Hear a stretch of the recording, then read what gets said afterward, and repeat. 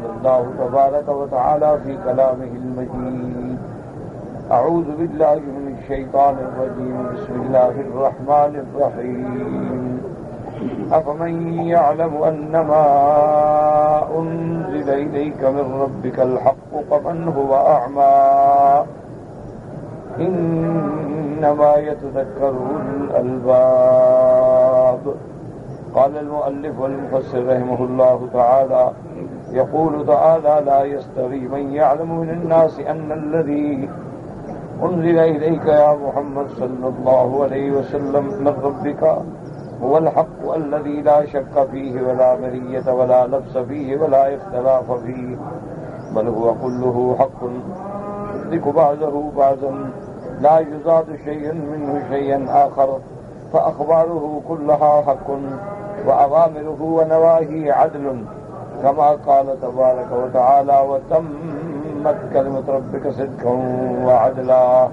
اب مفسر رحمۃ اللہ علیہ فرماتے ہیں کہ لا یستوی وہ بندہ کبھی برابر نہیں ہو سکتا جو یہ جانتا ہو کہ اللہ کا قرآن حق ہے، جو حضور پاک پہ کتاب اتاری گئی وہ حق ہے، اور وہ بندہ جو اندھا ہے جو نہیں جانتے، کیسے دونوں برابر ہو سکتے ہیں؟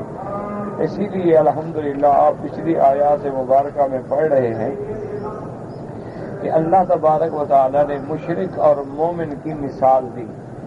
مومن کی مثال یہ ہے کہ جیسے ایک دیکھنے والا آنکھوں والا بندہ ہے، اور مشرک کی مثال ایسے ہے جیسے اندھا بندہ ہے. تو جیسے اندھا آدمی کبھی کھائی میں گر جاتا ہے، کبھی سڑک سے اتر جاتا ہے، کبھی کسی زہریلی چیز پہ پاؤں رکھ دیتا ہے کیونکہ اندھا ہے، وہ جانتا نہیں. لیکن آنکھوں والا بندہ الحمدللہ ہر چیز سے بچ کے صراط مستقیم پہ چلتا ہے. تو اللہ نے فرمایا کہ جیسے یہ آنکھوں والا اور اندھا برابر نہیں ہو سکتے، اسی طرح مومن اور مشرک بھی برابر نہیں ہو سکتے. پھر اللہ نے دوسری مثال دی کہ جیسے مومن مشرک برابر نہیں، اسی طرح ایمان اور شرک بھی برابر نہیں، کیونکہ ایمان جو ہے وہ نور ہے اور شرک جو ہے وہ ظلمات ہے، اندھیرے. نور اور اندھیرا کیسے برابر ہو سکتا؟ اس لیے اللہ نے پچھلی آیات میں فرمایا تھا کہ هل يستوي الأعمى والبصير أم هل تستوي الظلمات والنور. اللہ تبارک و تعالیٰ نے یعنی مومن اور مشرک کی مثال دی، اور پھر اللہ نے ایمان اور شرک کی مثال دی، اور پھر اللہ نے دو مثالیں دی، ایک مثال مائی اور ایک مثال ناری.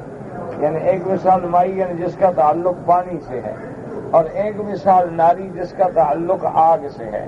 کہ دیکھو جب پانی آتا ہے تو اس کے اوپر جو ہے ایسے دریاؤں کے اوپر، سیل کے اوپر، پانی کے بہاؤ کے اوپر کچرا وچرا اکٹھا ہو کے اوپر تیر رہا ہوتا ہے تو پانی کے اوپر، لیکن حقیقت کچھ بھی.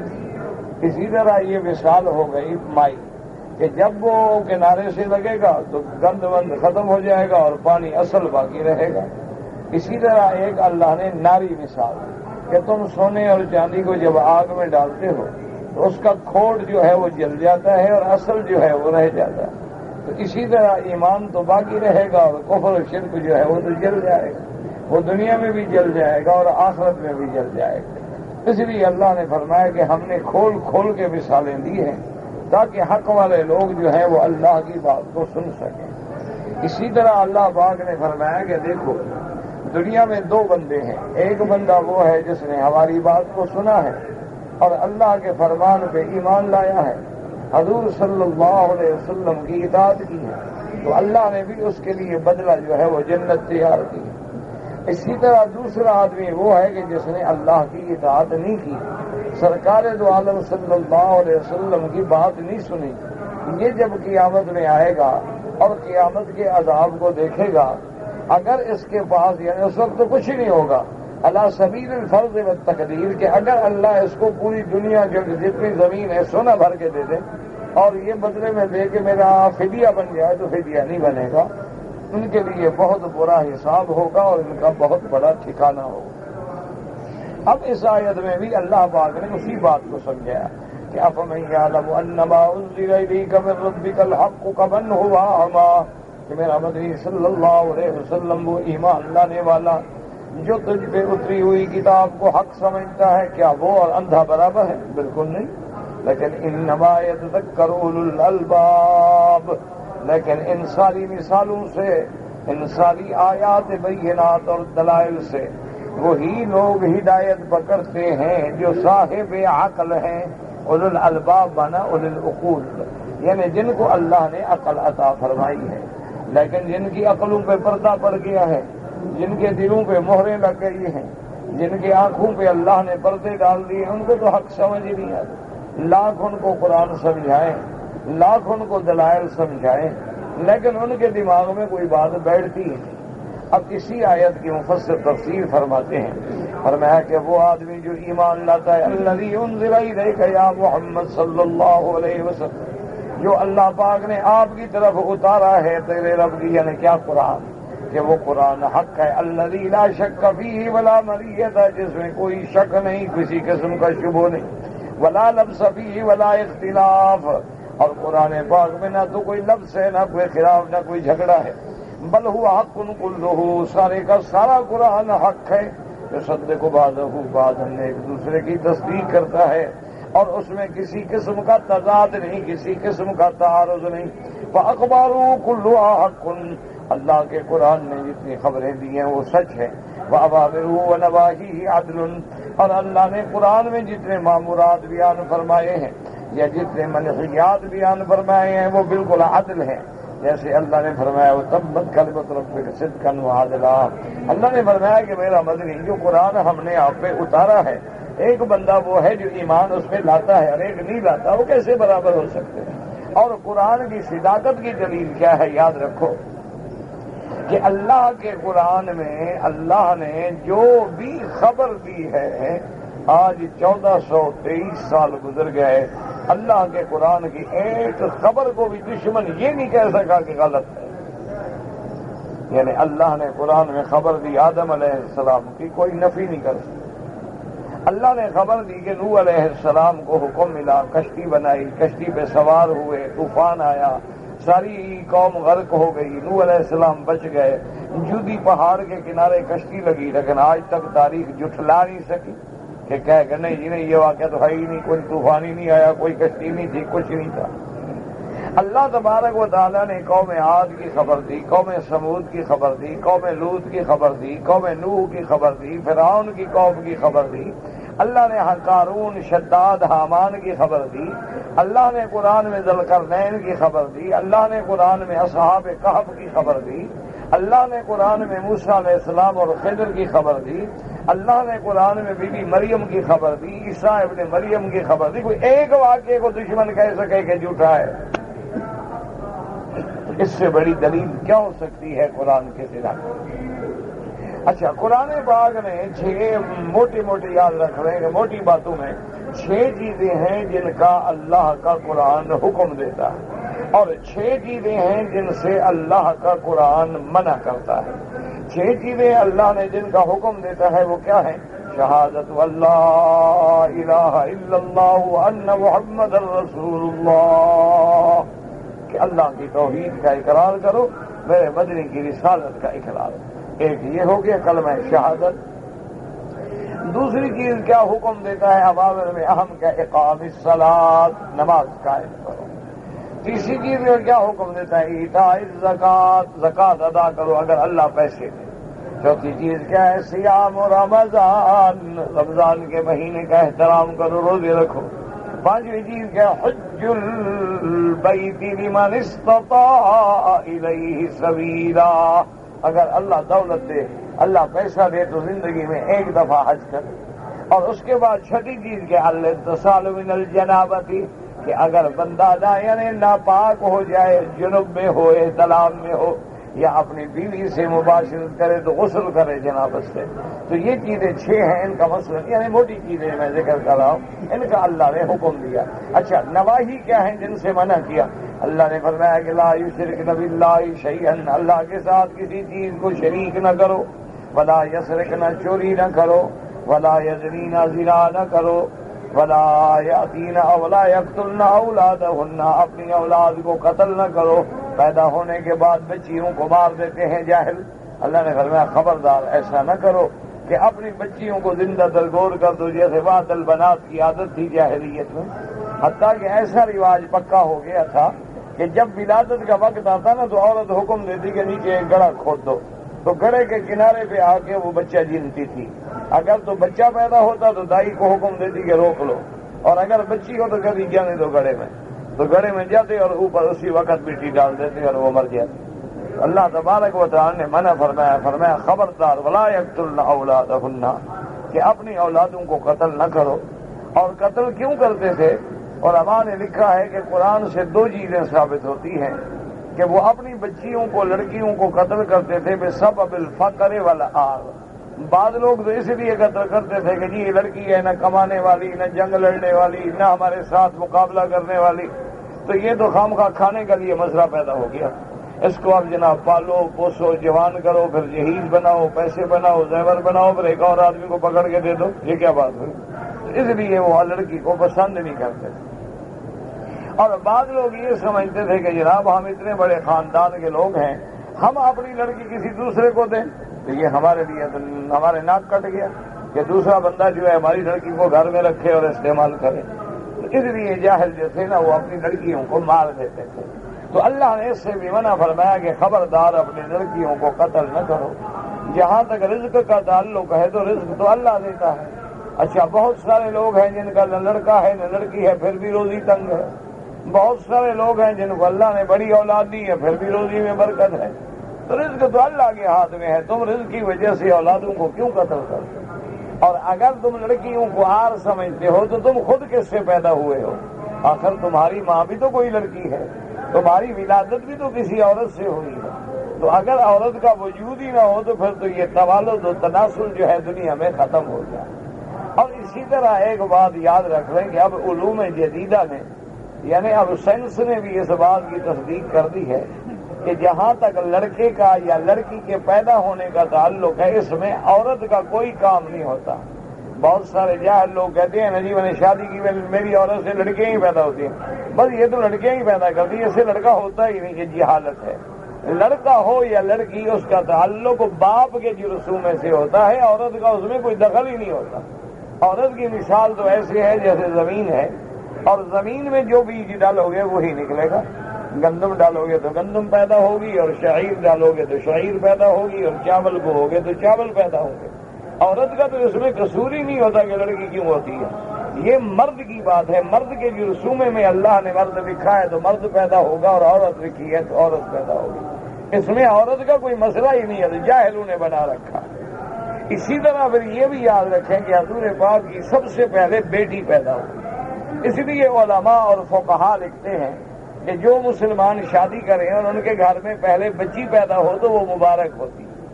اور اسی طرح یہ بھی یاد رکھیں کہ میرے مدنی سرکار کا نسب جو ہے اللہ نے لڑکوں سے نہیں لڑکی سے قائم رکھا ہے، کیونکہ حضور پاک کے لڑکے جو ہیں آپ کی زندگی میں فوت ہو گئے۔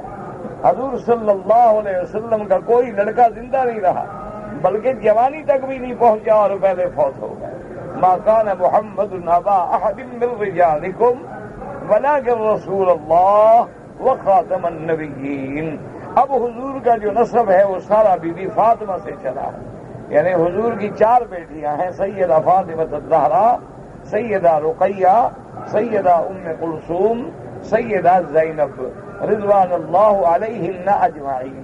لیکن اللہ نے ان 4 میں سے سب سے زیادہ شان جو ہے وہ سیدہ فاطمہ الزہرا کو دیا ہے۔ اللہ پاک نے ان کو بہت بڑی عظمت دی ہے، اور سیدہ فاطمہ کی اولاد سے پھر سیدنا علی رضی اللہ تعالی عنہ کے نسب سے سیدنا الحسن پہلے بچہ پیدا ہوا، اسی لیے حضرت علی کی کنیت ابو الحسن تھی، اور دوسرا بیٹا سیدنا حسین جو 1 سال کے بعد پیدا ہوئے۔ حضرت حسن اور حسین رضی اللہ عنہما کی عمر میں 1 سال کا فرق ہے۔ اور تیسری لڑکی پیدا ہوئی جس کا نام ام کلثوم ہے، یہ بطن فاطمہ سے ہے اور پشت علی سے ہے رضی اللہ تعالی عنہن اجمعین۔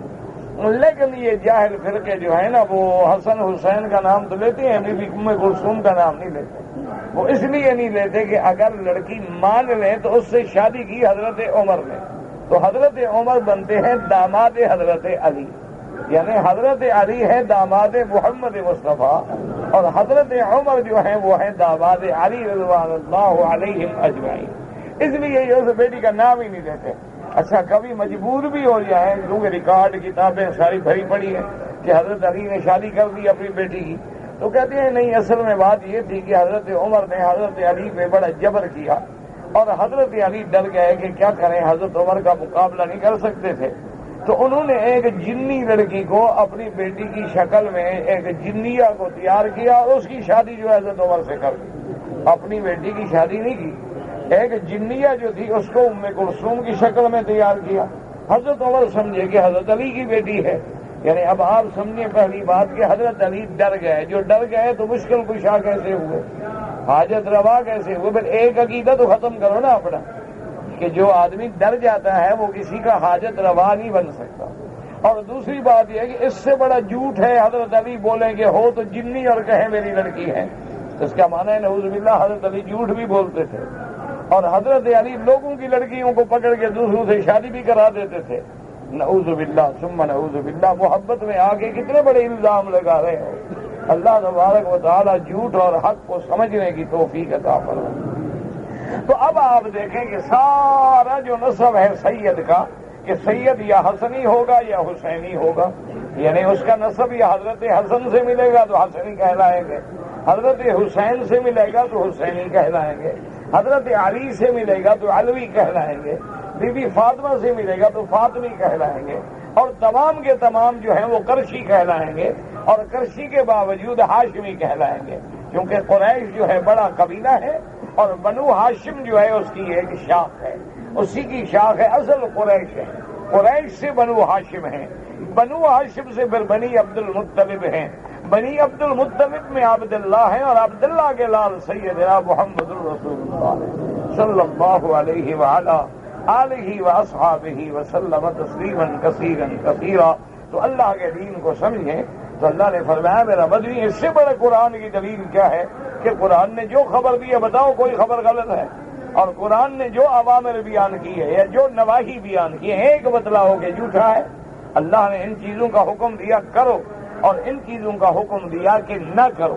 نہ کرنے والے میں کیا ہے کہ شرک نہ کرو، دوسرا کیا تھا کہ چوری نہ کرو، اور تیسرا کیا ہے کہ زنا نہ کرو، اور چوتھا کیا ہے کہ اپنی اولادوں کو قتل نہ کرو۔ اور یاد رکھو کہ جو بندے آج گولیاں کھا کے اسکات کرتے ہیں، حمل گرا دیتے ہیں، یہ بھی تو قتل ہے۔ فرق یہ ہے کہ ذرا ماڈرنائز انداز میں بچوں کو مارا جاتا ہے۔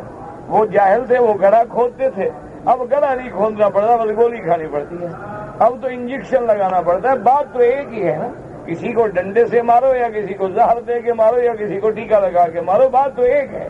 تو اس لیے اللہ تبارک و تعالیٰ ان فتنوں سے بھی عذاب سے محفوظ رکھے۔ اور ایک یقین رکھ لو کہ جس بچے کو اللہ نے پیدا کرنا ہے، ساری کائنات زور لگا لے وہ بچہ پیدا ہوگا۔ جیسے فرعون نے اپنی ساری خدائی ازما لی، لیکن موسیٰ علیہ السلام پیدا ہو گئے اور اسی کے زوال کا باعث بنے۔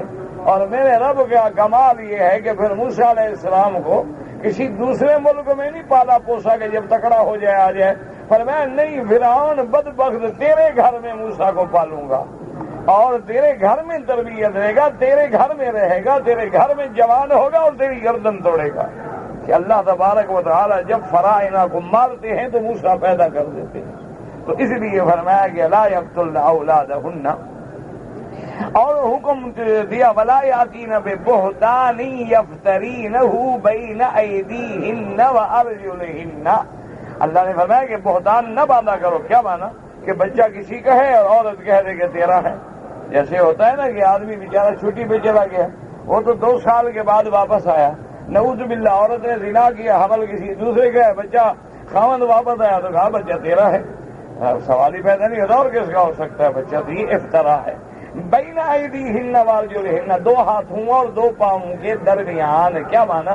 کہ جب بچہ پیدا ہوگا تو عورت کے 2 پاؤں اور 2 ہاتھوں کے درمیان میں ہی بچہ گرے گا۔ تو اللہ نے فرمایا کہ ایسی تہمت نہ لگایا کرو، ایسا بہتان نہ باندھا کرو۔ فرمایا ولا یعصینک فی معروف، اور بھلائی کے کام میں میرے مدنی پاک کا کبھی نہ فرمانی نہ کیا کرو۔ اور یاد رکھو میرے مدنی کا تو ہر کام بھلائی ہے، ہر فرمان بھلائی ہے، کیونکہ اللہ کے نبی تو خود گناہوں سے پاک ہیں، اللہ تبارک و تعالیٰ کے پیغمبر جو ہیں معصوم ہیں۔ تو تو اب دیکھیں اللہ کے قرآن نے جو یہ حکم دیا ہے ایک بات کو غلط کرو، یعنی آج آپ اندازہ کریں ساری دنیا میں بڑے بڑے سیمینار ہوتے ہیں، ساری دنیا کے بڑے بڑے ڈاکٹر اکٹھے ہوتے ہیں کہ بھی کینسر سے کیسے بچیں۔ وہ کہتے ہیں جناب کینسر سے بچنے کا ایک ہی طریقہ ہے کہ وہ زندگی اختیار کرو جو حضرت محمد مصطفیٰ نے فرمائی ہے۔ جیسے حضور نے فرمایا کہ بس میاں بیوی ادھر ادھر حرام نہ کرو، خبردار، تو جب عورت زنا سے پاک ہوگی تو کینسر سے بھی بچ جائے گی۔ اللہ نے قرآن میں حکم دیا والوالدات یرضعن اولادہن حولین کاملین لمن اراد ان یتم الرضاعہ۔ اللہ نے فرمایا کہ والدہ جو ہے وہ اپنے بچے کو دودھ پلائیں، تو جو مائیں اپنے بچے کو دودھ پلاتی ہیں وہ برس کینسر سے محفوظ رہتی ہیں۔ اور جو بچے اللہ نے حکم دیے سالونک عن المحیض قل هو اذى فاعتزلوا النساء في المحیض، اللہ نے فرمایا میرا بدنی آپ سے پوچھتے ہیں کہ حیض میں عورت کے ساتھ ملنا جائز ہے، بتلا دو کہ حیض پلیتی ہے، حیض بری چیز ہے، حیض تکلیف دہ چیز ہے، حیض کے دنوں میں کوئی خامد اپنی بیوی کے قریب نہ جائے، فلا تقربوهن حتى يطهرن، اور قریب نہ جائے جب تک کہ عورت پاک نہ ہو جائے۔ جب عورت پاک ہو جائے پھر بھی حکم ہے کہ صرف پاک نہیں، غسل کر لے، صفائی کے بعد میاں بیوی ملے، کیونکہ اگر وہ حیض میں ملیں گے تو پھر سزاق ہوگا، آتشک ہوگی، ایڈ ہوگا، کینسر ہوگا، ساری بیماریاں پیدا ہوں گی۔ تو اللہ نے جو قرآن میں حکم دیا ہے آج بھی وہ کھڑا ہے، حتیٰ کہ چھوٹی سی بات ہے نا کہ سنت ہے کہ اپنے کھانے کے برتن کو صاف کر کے انگلیوں کو بھی چاٹ لو۔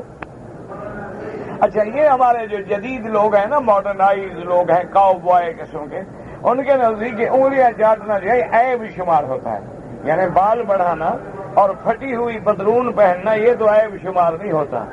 8 دن غسل نہ کرنا کہ بدن سے کتے کی بو آتی رہے، پیشاب کر کے استنجا نہ کرنا، پخانا کر کے صرف کاغذ استعمال کرنا، یہ بڑے آدمی کی دلیل ہے نا۔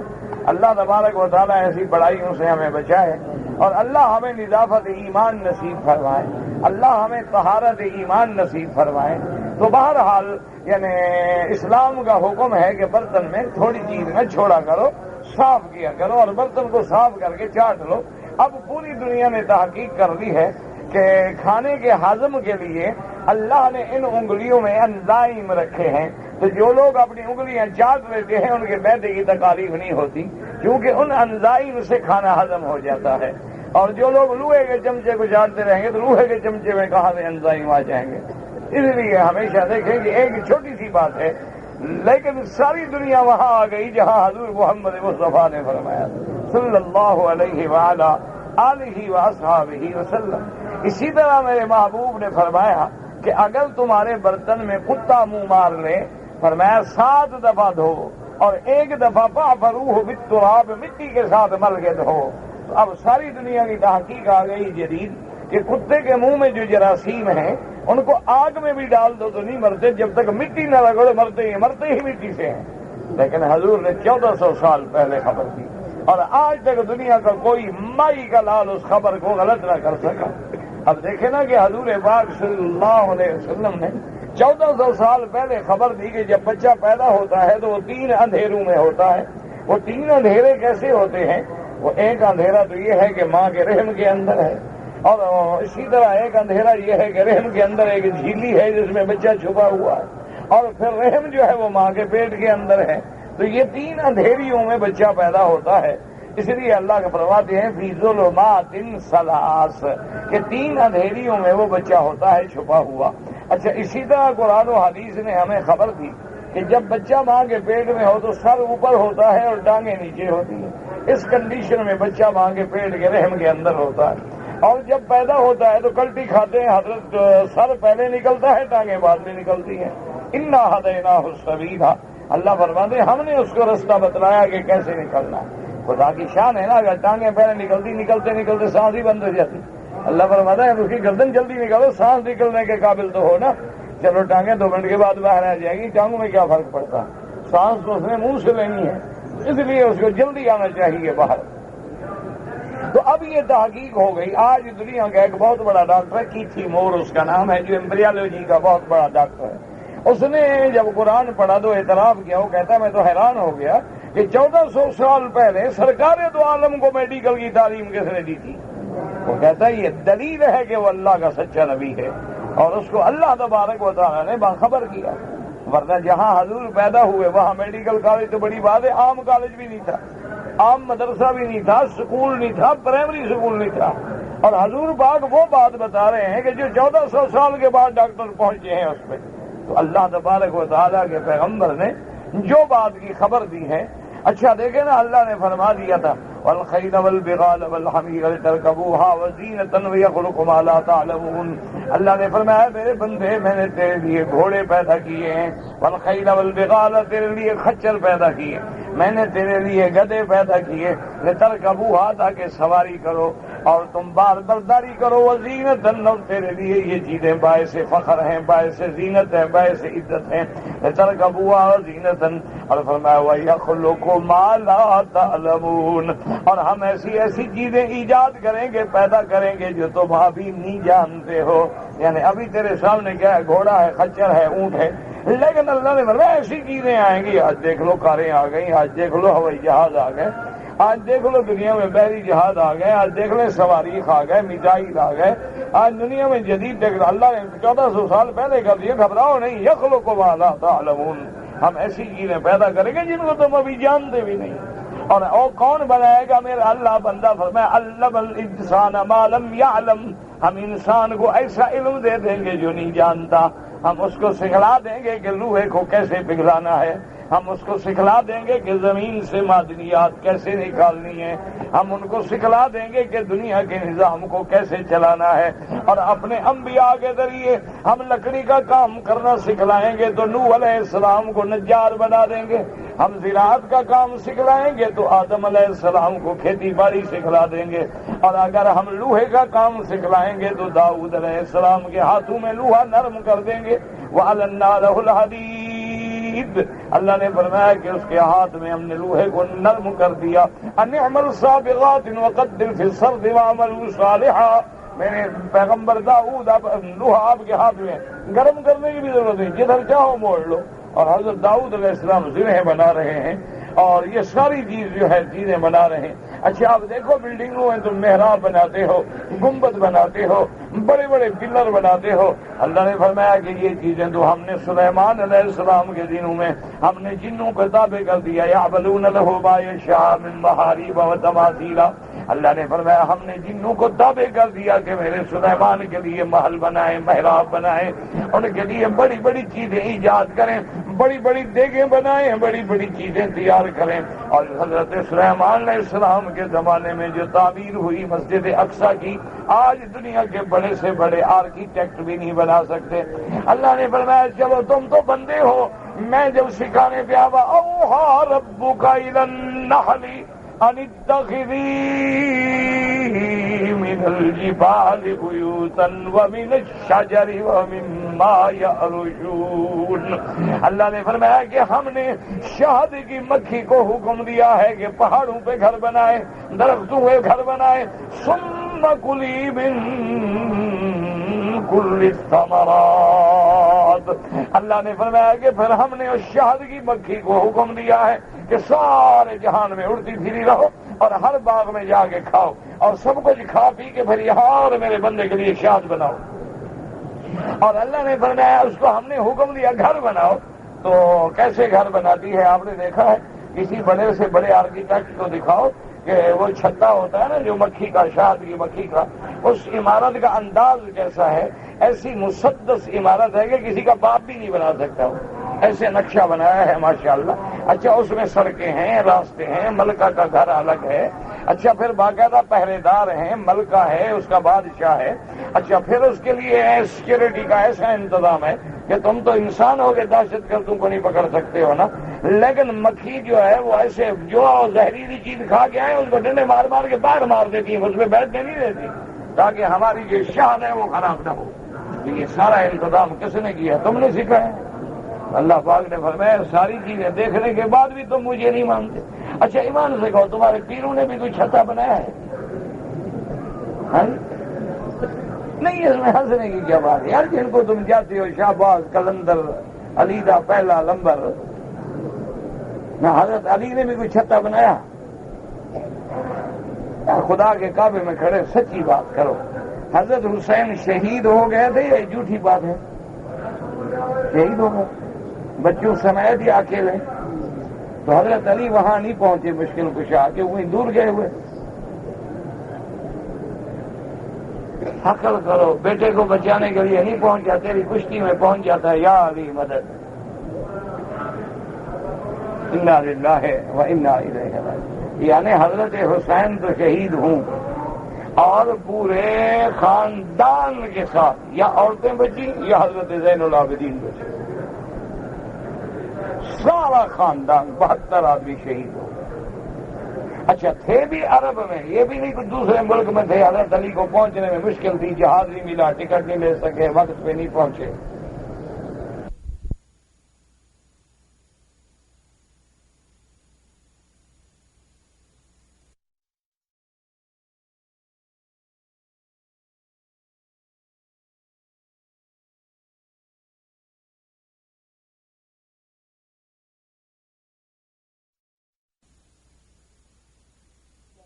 تو تیری کشتی لڑانے کے لیے پہلوان کے پاس، جب پہلوان ننگا کھڑا ہوتا ہے نا جی، باقاعدہ جانگیا پہن کے کہتے ہیں یا علی اب آ جاؤ میں تیار کھڑا ہوں۔ انا للہ و انا الیہ راجعون۔ میرے خیال میں ہمیں تو خواہ تقریریں کرنے کی ضرورت نہیں، قیامت والے دن خود حضرت علی ان کو پکڑ کے جہنم میں ڈالے، ہمیں محنت کرنے کی ضرورت نہیں۔ کہے گا بدبخت ہو، مجھے کب بلاتے تھے جب کپڑے اتار لیتے؟ نہ ایمان سے کہو حضرت علی اس دن کیا حال ہوگا، یہ سارے بھنگ میں اور کلے میں کنٹھے، کلابے، لوہے، زنجیریں لے کے جو حضرت علی کے ساتھ کھڑے ہوں، یہ حضرت علی کی فوج ہوگی وہاں۔ انا للہ و انا الیہ راجعون۔ بس دعا کر لو اللہ کے کعبے میں اللہ ان کو بھی ہدایت دے، وہ بیچارے بھی دھوکھے میں پڑے ہوئے ہیں۔ بچہ پیدا جو ہو جی تو ان کو سارا ایک تعلیم دو، ایک ہی کتابیں دو، ایک ہی مدرسے میں جائے، ایک قسم کے مولوی کے پاس بیٹھے تو دماغ میں وہ بھر جاتا ہے، وہ کیا کرے گا؟ اسی لیے حضور نے فرمایا نا کہ بچہ تو دین پہ پیدا ہوتا ہے، لیکن آگے ماں باپ یہودی ہیں یہودی بنا دیتے ہیں، ماں باپ نصرانی ہیں نصرانی بنا دیتے ہیں، مجوسی ہیں مجوسی بنا دیتے ہیں، روافض ہیں روافضی بنا دیتے ہیں، خوارج ہیں خارجی بنا دیتے ہیں، سنی ہیں سنی بنا دیتے ہیں، بدعی ہیں تو بدعتی بنا دیتے ہیں، موحد ہیں تو توحید سکھا دیتے ہیں۔ بچہ تو دین پہ پیدا ہوتا ہے۔ کل مولود یولد علی الفطرہ، اللہ کے نبی نے فرمایا کہ ہر بچہ جب پیدا ہوتا ہے اس کا دماغ تو صاف ہے، وہ تو اللہ کی توحید والا ہے، ماننے والا ہے، لیکن آگے جو ماحول ملا، اب ایک آدمی کو ماحول ہی یہی ملا ہے۔ انا للہ و انا الیہ راجعون۔ اس لیے دعا کیا کریں، کسی سے ہمیں کیا بغض ہے میرے بھائی، نہ کوئی زمین کا جھگڑا نہ مکان کا جھگڑا، الحب فی اللہ والبغض للہ، اللہ کے لیے محبت اور اللہ کے لیے لڑائی۔ تو اصل تو دعا مانگے کہ اللہ ان کو بھی ہدایت کے راستے عطا فرمائے۔ اس لیے اللہ نے فرمایا کہ کیا یہ دونوں برابر ہو سکتے ہیں؟ اور اللہ نے فرمایا کہ جو کچھ ہم نے قرآن میں کہا ہے وہ صدق بھی ہے عدل بھی ہے۔ کیا مانا؟ صدقاً فی الاخبار و عدلاً فی الطلب، اللہ کے قرآن نے جو خبر دی ہے وہ سچی ہے، اور جو فیصلہ کیا جو حکم دیا وہ عدل ہے۔ فلا یستوی من تحقق صدق ما جئت به یا محمد صلی اللہ علیہ وسلم ومن هو اعمی۔ اللہ نے فرمایا میرا مدنی جس نے آپ کی تصدیق کی ہے وہ اور وہ اندھا جس نے تصدیق نہیں کی کبھی برابر نہیں ہو سکتے۔ کیا مانا؟ مومن اور کافر کبھی برابر نہیں ہو سکتے، مومن اور مشرک کبھی برابر نہیں ہو سکتے۔ فرمایا ومن هو اعمی لا یعتدی الی خیر ولا یفهم، جو خیر کی طرف نہیں آتا، ولو فهمه ما انقاد له ولا صدقه ولا اتبعه، چاہے اس کو قرآن کی کوئی بات سمجھ بھی آئے لیکن پھر بھی قرآن کی اتباع نہیں کرتا، قرآن کی اطاعت نہیں کرتا، قرآن کی طرف نہیں چلتا۔ اس لیے فرمایا لا یستوی اصحاب النار واصحاب الجنہ، اصحاب الجنت هم الفائزون۔ اللہ نے فرمایا میرا محبوب کبھی جہنمی اور جنتی کبھی برابر نہیں ہو سکتے، جنت والے ہی کامیاب ہیں، یعنی ایک گروہ جنت میں ایک جہنم میں کیسے برابر ہو؟ وقال تعالی فی هذه الآیۃ الکریمہ افمن یعلم انما انزل الیک من ربک الحق کمن هو اعمی، اور میرا مدنی تیری کم کتاب کو ماننے والا تیری صداقت اور رسالت کو جاننے والا وہ اور اندھا کبھی برابر نہیں ہو سکتے. اس لیے فرماتے ہیں فہذا کہذا لا استوى وقوله تبارک وتعالى انما يتذكر اولو الالباب انما يتعظ ويعتبر ويعقل العقول السليمة الصحيحة جعلنا الله منهم. اللہ نے فرمایا لیکن میرے قرآن سے موعظت وہ حاصل کرتے ہیں, عبرت وہ حاصل کرتے ہیں, سمجھ وہ حاصل کرتے ہیں جن کو اللہ نے عقول سلیمہ عطا فرمائے ہیں. لیکن جن کے عقل ہی بگڑ گئے, جو پاگل ہیں, عقل سے خالی ہیں, وہ قرآن کو نہیں سمجھتے ہیں. اس لیے علماء نے فرمایا کہ جس بندے کو اللہ نے اپنی توحید کا علم نہیں دیا, قرآن کا علم نہیں دیا, وہ لاکھ پڑھا لکھا ہو, اللہ کی نظر میں وہ جاہل ہے, وہ پڑھا ہوا نہیں ہے.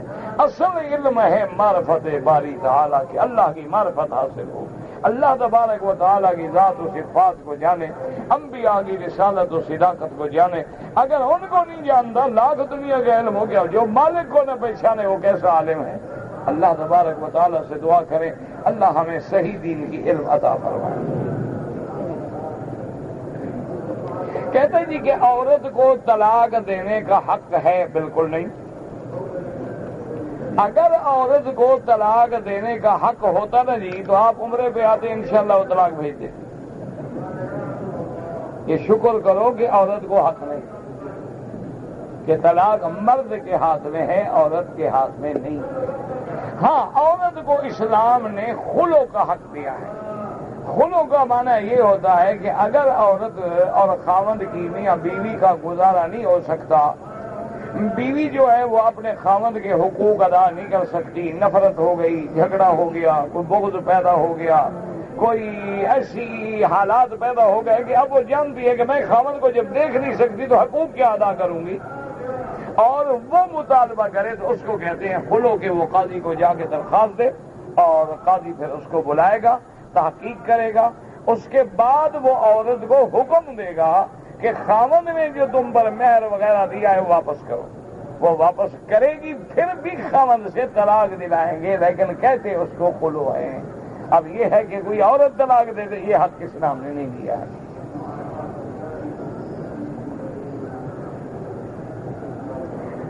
اگر آپ کو حرم سے پیسے ملے ہیں, کوشش یہ کرو کہ اس کے مالک کو ڈھونڈنے کی کوشش کرو. ہر حال میں کچھ عرصہ تلاش کرتے رہو, معلومات کرتے رہو. اگر صحیح مالک آ جائے, نشانی دے دے, یقین ہو جائے کہ سچ کہہ رہا ہے, اس کو حوالے کر دو. اور اگر کوئی نہ ملے تو پھر خیرات کرو, تاکہ تمہیں بھی ثواب ملے اور پیسے والے کو بھی ثواب ملے. اس کو دنیا میں تو پریشانی ہوئی, لیکن آخرت میں تو اس کا کام بن جائے.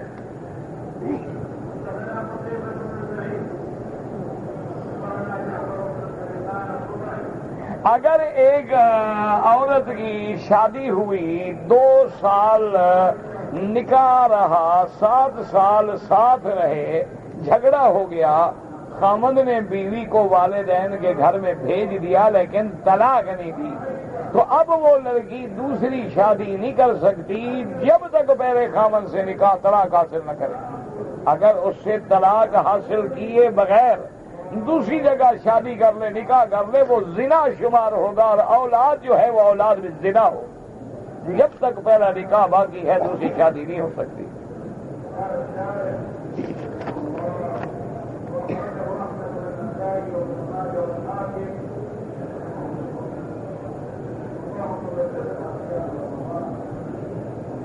امام کی جائے نماز جو ہے وہ محراب میں کیوں نہیں بچھائی جاتی؟ میرا بھائی دیکھو, اگر محراب ہے داخل اور امام محراب کے اندر آ جائے تو گویا امام تو دوسرے کمرے میں آ گیا, نمازی دوسرے کمرے میں آ گئے. اس لیے حکم ہوتا ہے کہ امام کم از کم کچھ باہر رہے تاکہ اس کا تعلق جو ہے پچھلے صفوں سے رہے, یہ نہیں کہ گویا وہ ایک دوسرے کمرے میں چلا جائے. اس لیے محراب سے اس کو 2 قدم باہر رہنا ہوتا ہے. کہتے جی کہ ظہر اور عصر کی نماز میں امام صاحب جو ہیں وہ اونچی قرات نہیں کرتے, لیکن 2 نمازیں سری ہیں اور 3 جہری ہیں, فجر ہے, مغرب ہے, عشاء. تو اس میں حکم ہے کہ اللہ تبارک و تعالی جہر ہو یا سر ہو وہ سنتے ہیں اور جانتے ہیں. اگر ساری نمازیں جہری ہوتی تو پھر لوگ کہتے بھی زور سے بولیں تو سنتے ہیں، آہستہ بولیں تو خدا نہیں سنتا. جیسے باقاعدہ روایات میں ہے کہ دو کافر کعبۃ اللہ کے دروازے پہ کھڑے تھے، کہنے لگے بھائی اگر ہم کوئی بات کریں تو اللہ سن لیں گے. تو ایک کہنے لگا ہاں زور سے بات کریں تو سن لیں گے، آہستہ آہستہ کریں تو نہیں سنیں گے. تو اللہ نے فرمایا کہ نہیں، میں آہستہ بھی سنتا ہوں اور زور سے بھی سنتا ہوں. جو عبادت تم ظاہر کرتے ہو اس کو بھی جانتا ہوں اور جو چھپا کے کرتے ہو اس کو بھی جانتا ہوں. اور اسی طرح علماء نے فرمایا کہ بعض اوقات وقت ہوتے ہیں جگانے والے، اس میں اللہ نے جہری نمازوں کو حکم دیا، اور جس میں آدمی جاگا ہوا ہے وہاں جہر کی ضرورت ہی نہیں. اب دیکھو نا، آپ کو کسی کو اٹھانا ہو تو آپ جناب کہیں گے اٹھو بھائی اٹھو بھائی اٹھو بھائی، اور شور کریں گے. اٹھا ہوا تو کہیں گے چلو بھائی ہم چلیں، بس شور کرنے کی ضرورت ہی نہیں.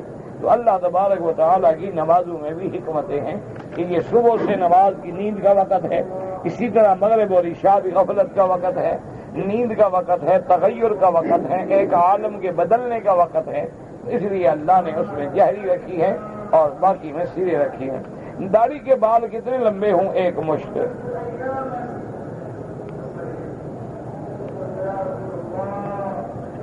کہتے ہیں جی ہماری بڑی تعداد سنت مؤکدہ یا غیر مؤکدہ عصر اور عشاء کی نمازوں میں پڑھتے ہیں، تو پڑھتے تمہیں کیا تکلیف ہے؟ تم روکنے والوں میں پڑھنا چاہتے ہو؟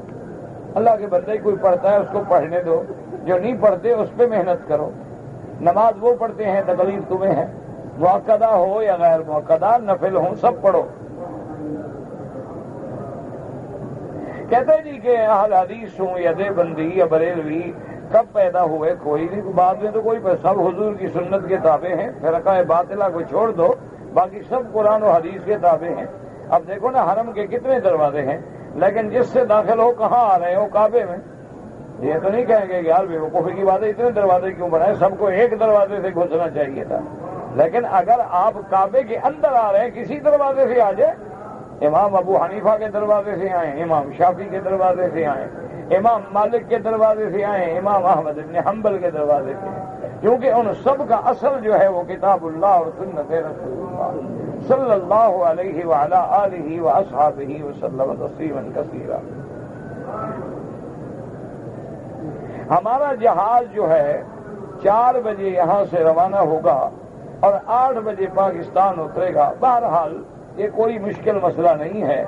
آپ 4 بجے جب یہاں ہوں گے تو آج کل آپ کو پتا ہے کہ اذان فجر جو ہے وہ کس وقت ہوتی ہے، تو اسی حساب سے جب 1 گھنٹے کے بعد آپ کا نماز کا وقت ہو جائے گا. کوئی مشکل نہیں، آپ نماز جہاز میں پڑھ لیں. اچھا، دوسری بات یہ ہوتی ہے کہ کھڑکی سے دیکھ لیں کہ صبح صادق کے آثار ہیں، اپنی نماز پڑھ لیں. یہ کون سا مشکل مسئلہ ہے؟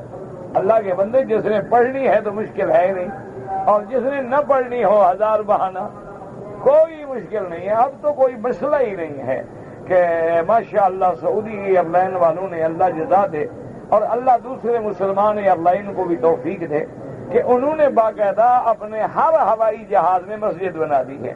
وہاں باقاعدہ پردے لگا دیے ہیں، مصلے بچھا دیے ہیں، کمپس لگا ہوا ہے.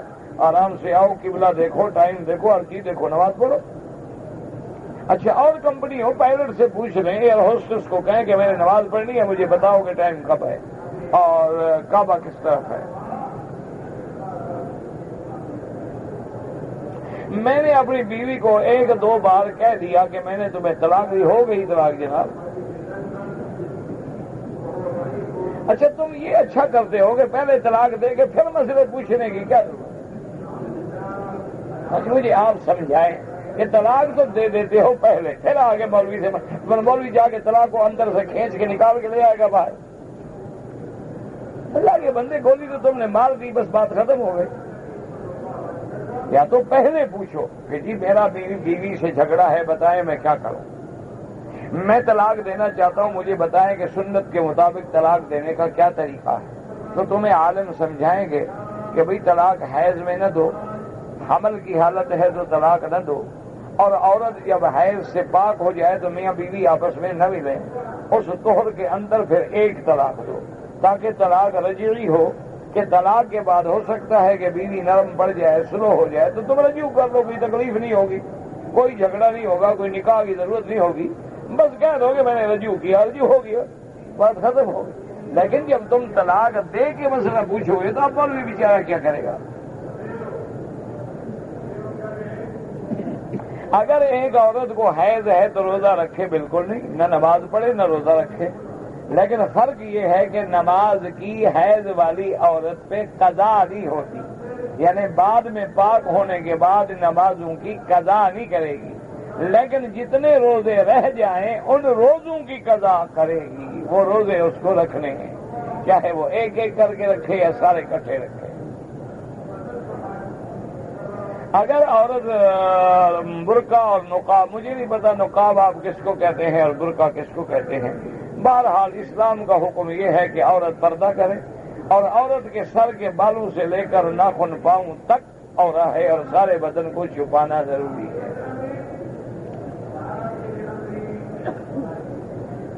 نماز استخارہ کے لیے میرے بھائی نماز کی جو کتابیں ہیں نا، کسی کتب خانے سے جا کے آپ نماز والی کتاب لے لیں، اس میں لکھا ہوگا نماز استخارہ، 2 رکعت پڑھ کے پھر دعا ہے استخارہ، وہ 3 دفعہ پڑھنی ہوتی ہے۔ اللہم انی استخیرک بعلمک واستقدرک بقدرتک واسألک من فضلک العظیم فانک تقدر ولا اقدر وتعلم ولا اعلم وانت علام الغیوب اللہم ان کنت تعلم ان ھذا الامر، یہاں اپنے کام کا نام لیں، خیر لی فی دینی ومعاشی وعاقبت امری فی عاجلہ وآجلہ فاقدرہ لی ویسرہ لی فسہل علی ذالک الامر ثم بارک لی فی اللہم ان کنت تعلم ان ھذا الامر، وہاں نام لیں، شر لی فی دینی ومعاشی وعاقبت امری فی عاجلہ وآجلہ فاصرف عنی واصرفنی عنہ فاقدرہ لی الخیر حیث کان ثم ارضنی بہ۔ اسی طرح اللہم خر لی فاختر لی، اسی طرح بعض علماء نے فرمایا یا علیم علمنی، یا خبیر اخبرنی، یا رشید ارشدنی، اسی طرح سبحانک لا علم لنا الا ما علمتنا انک انت العلیم الحکیم۔ یہ آیتیں اور اللہ کے اسماء پڑھ کے دعا مانگ کے بس سو جاؤ، اور اس کے بعد اٹھنے کے بعد 1 دن 2 دن 3 دن جس طرف دل کا رجحان ہو، یہ ضروری نہیں ہوتا کہ خواب نظر آئے، یہ ضروری نہیں ہوتا کہ کوئی تمہیں کان پکڑ کے آگے کہے گا جو تم نے استخارہ کیا یہ کرو، یہ نہیں ہوتا، بس دل کیا کہتا ہے کروں یا نہ کروں۔ اگر دل کا رجحان کرنے کی طرف ہے تو اللہ کام آسان کر دیں گے، اور رجحان نہ کرنے کی طرف ہے اللہ ٹال دیں گے۔ اگر فجر کی نماز جماعت سے پڑھی سنت رہ گئی تو نماز کے فوراً بعد بھی پڑھ سکتے ہو اور سورج نکلنے کے بعد بھی پڑھ سکتے ہو۔ اگر 4 سنت ظہر کی رہ گئی تو نماز کے بعد 4 سنت جو ہے مؤکدہ ہیں وہ پڑھیں۔ اگر ایک آدمی نے کھانا کھایا اور کہتے ہیں میں نے ٹیشو سے دانت صاف کی ہے تو خون نکل آیا، کچھ بھی نہیں ہوتا، بالکل کوئی جرمانہ نہیں، آپ کا عمرہ ٹھیک ہے۔ میقات جو ہے وہ تو وہ ہے جیسے آپ اپنے ملک سے آتے ہیں وہ میقات ہے، یا مدینہ منورہ سے آئے وہ میقات ہے۔ مسجد عائشہ جو ہے یہ حل ہے، کیا معنی حد حرم کے باہر ہے، تو میقات کے عمرے کا تو بہت بڑا ثواب ہے۔ اور یہ عمرہ جو ہے اس میں ائمہ کا اختلاف ہے، امام ابو حنیفہ رحمہ اللہ، امام شافعی کے نزدیک جائز ہے، اور بعض ائمہ فرماتے ہیں عذر کے لیے جائز ہے، بغیر عذر جائز ہی نہیں۔ لیکن میقات والے عمرے میں تو کسی کا اختلاف نہیں، وہ تو چھوٹے حج کے برابر ہے۔ اور مدینہ منورہ میں جو عمرہ ہے میقات کا رمضان کے مہینے میں، وہ تو ایسے ہے جیسے آپ نے سرکار دو عالم کے ساتھ مل کے حج کیا ہو۔ اس لیے کوشش کریں کہ اگر اپنے ملک سے نہیں تو مدینہ شریف سے نصیب ہو جائے۔ بعض لوگ دین کی تبلیغ کے لیے آتے ہیں لیکن مسجد والے جو ہیں ان کو مسجدوں میں نہیں آنے دیتے، اللہ ہدایت دے۔ اور کیا کہہ سکتے ہیں، مسجدیں قوالی کے لیے بنی ہیں یا دین کی تبلیغ کے لیے بنی ہیں؟ اللہ پاک ہدایت دے۔ اب ضد کا تو علاج ہے کوئی؟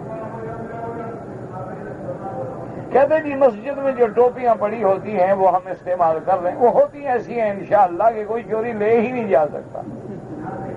وہ ٹوپیاں جو ہے نا ماشاءاللہ ہم چن چن کے رکھتے ہیں، ڈھیلے کی نہیں ہوتی تھی، گھر لے جائے تو لوگ جوتے ماریں گے کیا لے آئے۔ اچھا ویسے بھی نماز میں تو خود بندہ کارٹون بن جاتا ہے۔ اللہ کے بندے نماز میں اعلیٰ لباس پہنو، خدا کے دربار میں آ رہے ہو، اچھی پگڑی، اچھی ٹوپی، اچھی نماز، بن سنور کے آؤ خدا کے دربار میں۔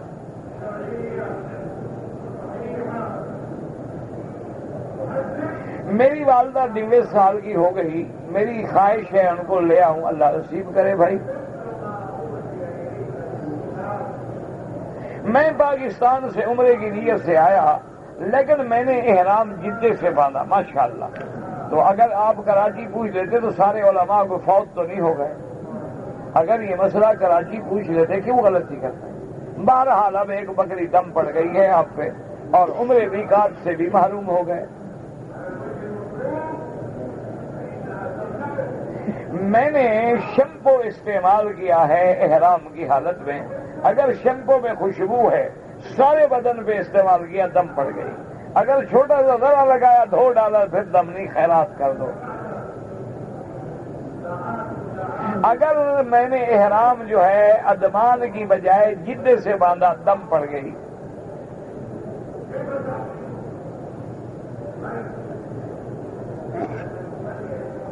ایصال ثواب اگر ہم کریں نقد خیرات کے، تمہاری مرضی، نقد خیرات کرو، کھانا پکا کے کرو، کچا کھلاؤ پکا کھلاؤ، کوئی بنا. یہ جو لوگوں نے رواج بنایا نا کہ تیسرے دن کل تو ساتویں دن جمعرات ہیں، یہ حرام ہے. سارا سال خیرات کرو، کوئی منع نہیں. کہتے جی کہ اگر مکے میں رہتے ہیں تو سب سے افضل عبادت طواف کرنا ہے، کیونکہ صدقہ، خیرات، نماز، نفلات ساری دنیا میں پڑھ سکتے ہیں لیکن طواف کسی جگہ نہیں کر سکتے. افضل عبادت جو ہے وہ طواف ہے.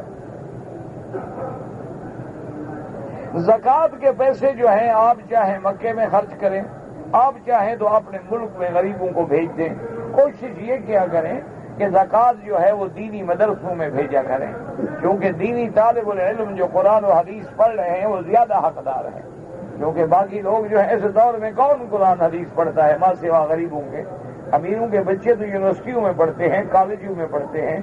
امریکوں کا وہ تو ہارورڈ میں، آکسفورڈ میں پڑھتے ہیں. قال اللہ و قال رسول صلی اللہ علیہ وسلم تو غریب کا بچہ پڑھتا ہے. لہذا آپ کچھ بھی بدل نہیں کر سکتے تو ان کو زکوٰۃ دیا کریں مدارس دینیہ میں، لیکن جا کے بدلا دیا کریں کہ یہ زکوٰۃ ہے، تاکہ وہاں کے علماء اس کو اسی مصرف میں خرچ کریں. آپ نہیں بتائیں گے تو ان کو کیا پتا زکوٰۃ ہے کہ صدقہ واجبہ ہے یا نافلہ ہے. اگر ایک آدمی کا دکان ہے، میں نے اپنی آمدنی کی پچھلے سال زکوٰۃ نہیں دی، کوئی بات نہیں ہے. اب حساب کر لو پچھلے سال کا بھی اس سال کا بھی، اور دونوں سال کی زکوٰۃ اکٹھی ادا کر دو، کوئی مشکل نہیں. زندہ لڑکیوں کے قبرستان میں کیا پڑھے کچھ نہ پڑھے؟ تمہیں کس نے کہا ہے کہ زندہ لڑکیوں کے قبرستان میں جا کے کچھ پڑھو؟ احرام باندھنے کے بعد میں نے بند جوتا پہن لیا، اگر اور جوتا کوئی نہیں تھا مجبوراً پہن لیا تو کچھ نہیں ہوتا. اگر بچے ہیں، لڑکا ہے، لڑکی ہے، جنازہ اکٹھا ہے تو ہم کیسے دعا پڑھیں؟ کوئی بات نہیں، وہی دعا کافی ہے. صغیرنا و کبیرنا و ذکرنا و انثانا، وہ دعا میں سب کے لیے ہے، چھوٹے کے لیے، بڑے کے لیے، لڑکے کے لیے، لڑکی کے لیے. اگر ایک آدمی نے عمرے کا طواف کر لیا، 2 رکعت نہیں پڑھی کیونکہ اوقات مکروہ تھے، صفا مروہ دوڑ گیا، صفا مروہ دوڑنے کے بعد فارغ ہو کے 2 رکعت بعد میں پڑھی، کوئی منع نہیں، چاہے آپ دوسرے دن بھی پڑھیں، منع نہیں.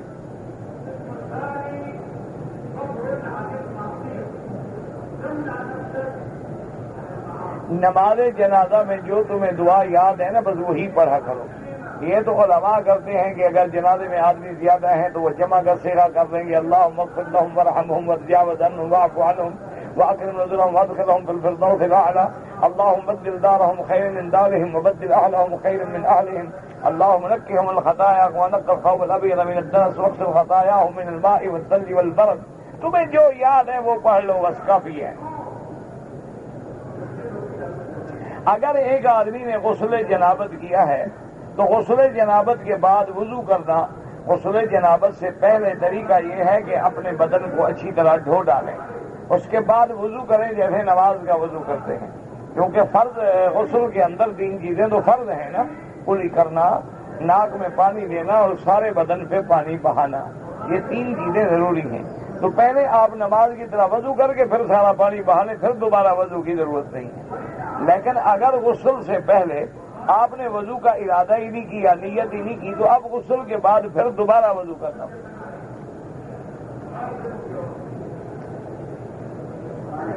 اگر ہمارا کوئی رشتہ دار ہے یا ملازم ہے، ہم کسی لالچ کے بغیر اللہ کی رضا کے لیے اس کو عمرہ یا حج کرائیں، بالکل کرائیں، کوئی منع نہیں، اچھا کام ہے۔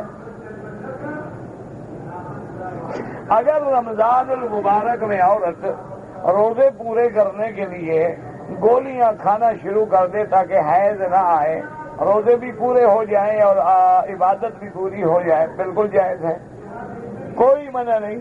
لیکن ایک بات یاد رکھنا، یہ گولیاں اپنے عقل سے نہ کھائے، میری ڈاکٹر کے مشورے سے کھائے، ورنہ بعض اوقات ان گولیوں کی وجہ سے اور مصیبت بن جاتی ہے کہ عورت 8 دن کے بجائے 12 دن میں بھی پاک نہیں ہوتی۔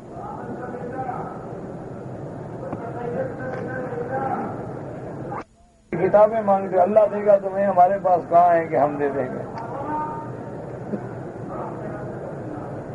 ہم پاکستان سے عمرے کی نیت سے آئے، جدے ٹھہرنے کا ارادہ تھا، نہیں ٹھہرے، مکے آ گئے، احرام کی بھی جدے سے باندھا، 2 رکعت احرام کے بھی نہیں پڑے، بہرحال 2 رکعت سے تو کچھ نہیں ہوتا، احرام آپ نے جدے سے باندھا، عمرہ آپ کا ٹھیک ہو گیا، لیکن ایک دم پڑ گئی کہ آپ پاکستان سے عمرے کی نیت سے آئے تھے لیکن احرام باندھ کے نہیں آئے، تجاوز میقات کیا ہے، ایک دم ادا کریں، اور وہ میقات والے عمرے سے بھی محروم ہو گئے۔ یا اللہ ابھی اتنا لمبا چوڑا خط جو ہے رحمت پہ چڑھے ہیں، جبل رحمت پہ عرفات کے دن چڑھنا بدعت ہے، گناہ ہے، کل بدعت ضلالہ وکل ضلالۃ فی النار۔ میرے آقا نے جبل رحمت کے نیچے جو کالے کالے پتھر پڑے ہیں وہاں اونٹنی پہ بیٹھ کے خطبہ دیا ہے، جبل رحمت پہ چڑھنا تو جائز ہی نہیں، بدعت ہے۔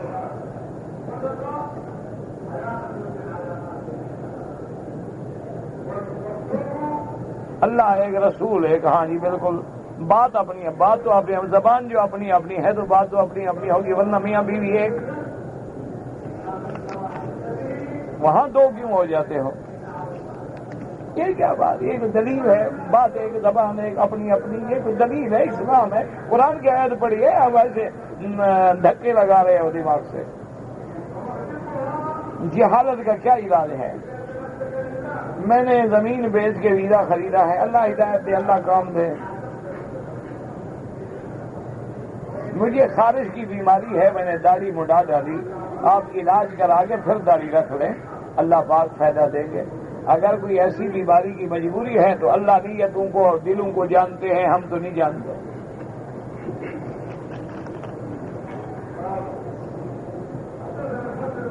اگر عورت کہتی ہے طلاق دو یا داڑھی مڈاؤ، بابا سنت سے نفرت سے آدمی کافر ہو جاتا ہے۔ ایک ہے سنت میں نہ رکھنا، داڑھی نہیں رکھتا، کہتا ہے میں گناہگار ہوں، دعا کرو اللہ ہدایت دے، یہ گناہگار ہے، کافر نہیں۔